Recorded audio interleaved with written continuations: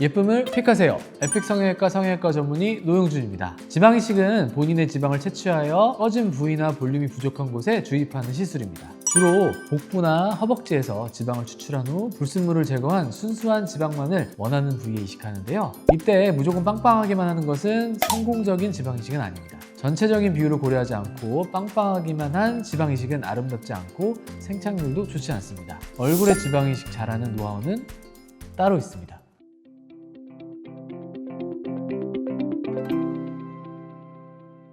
지방 이식 노하우, 이마부터 살펴볼게요.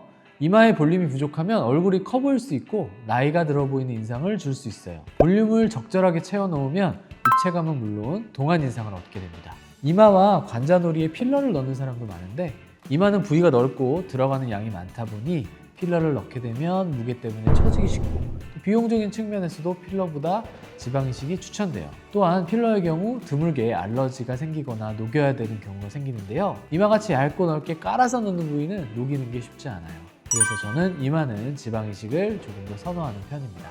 이마 지방 이식은 남자의 경우 전체적으로 부드럽게, 여자의 경우 약간의 포인트가 있게 볼륨감을 주는 것이 중요합니다. 이마는 뼈 바로 위 깊이는 물론이고요. 근육층을 포함한 여러 층에 균일하게 넣어줘야 됩니다. 이마는 표정 지을 때 많이 움직이는 부위죠. 때문에 지방 이식과 함께 보톡스를 맞으면 움직임을 최소화하여 생착률이 올라갈 수 있어요. 그렇게 하기 위해서 보톡스를 지방 이식과 함께 하는 경우도 많습니다. 땅콩형 얼굴이 가장 고민인 부위, 바로 옆볼입니다. 여기는 피부가 속근육과 거의 바로 붙어 있어요. 조직이 매우 질긴 부위입니다. 질긴 조직 안으로 지방이 잘 들어가지 않을 수 있어요. 이때 억지로 채우면 위아래가 불룩해지고 밀리면서 옆볼 부위가 더 꺼져 보일 수 있습니다. 이런 경우에는 인대 유착을 최대한 방리해서 지방 이식하는 노하우가 필요해요. 다만 너무 과량을 넣은 경우에 얼굴이 커져 보이는 경우가 있어서 주의가 필요합니다. 눈 밑의 다크서클과 밀접히 연관되는 부위입니다. 앞광대에 볼륨이 없는 경우는 전체적인 인상이 좀 없어 보이고 소위 가난한 느낌을 주는 경우가 많죠.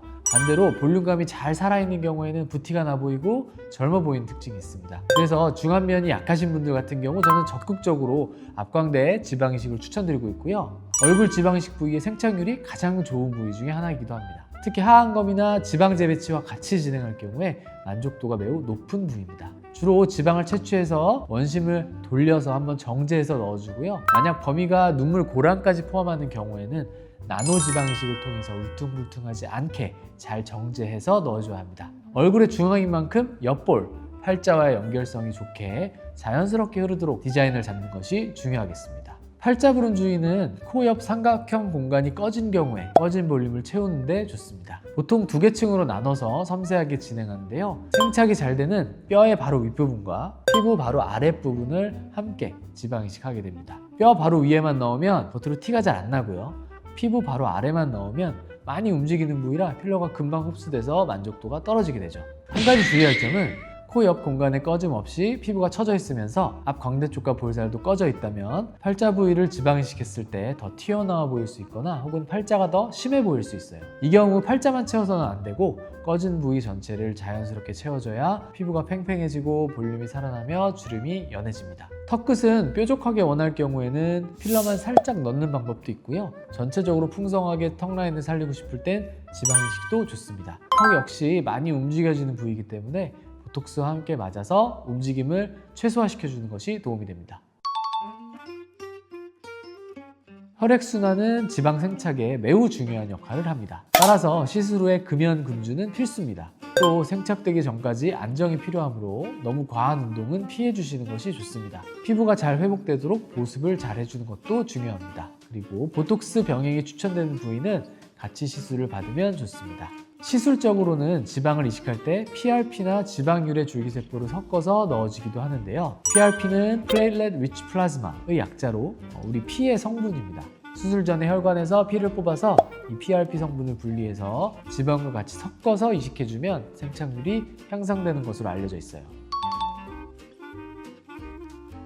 기본적으로 이마나 풀페이스 같이 넓은 부위는 지방 이식, 그리고 콧대나 턱끝 같이 좁고 포인트 되는 부위는 필러가 추천됩니다. 지방 이식 많이 하면 얼굴이 커질까요?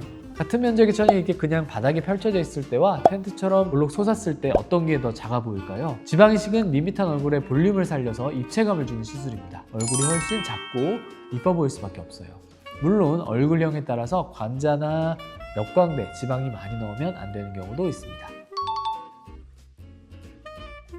지방 이식 후에는 일단 지방의 생착을 높이기 위해서 너무 빡센 운동이라던가 다이어트, 그리고 반대로 너무 살을 찌우는 것도 안 좋고요. 적절하게 향상성을 유지하면서 몸무게를 일정하게 유지하는 것이 가장 좋습니다.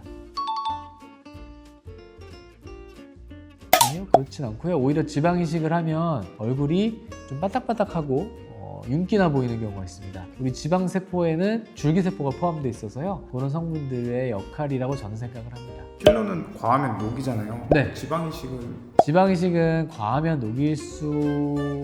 녹이는 주사가 있지만 직접적으로 지방세포를 타겟하는 건 아니고요. 다만 지방 이식은 대부분 과하게 생착되는 경우보다는 좀 부족해서 2차, 3차 지방 이식을 하는 경우가 훨씬 많습니다. 그래서 예를 들어서 3차나 4차, 5차 지방 이식 이럴 때는 굉장히 우리가 조심해서 넣어야 되고요.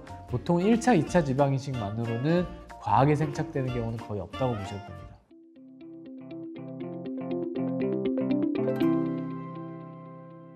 오늘 지방이식에 대한 노하우 알려드렸는데요. 제가 말씀드린 여러 가지 내용 참고하셔서 지방이식을 원하시는 분들 성공적인 수술 되시기를 바라겠습니다. 이상 에픽 성형외과 성형외과 전문의 노영준이었습니다. 감사합니다.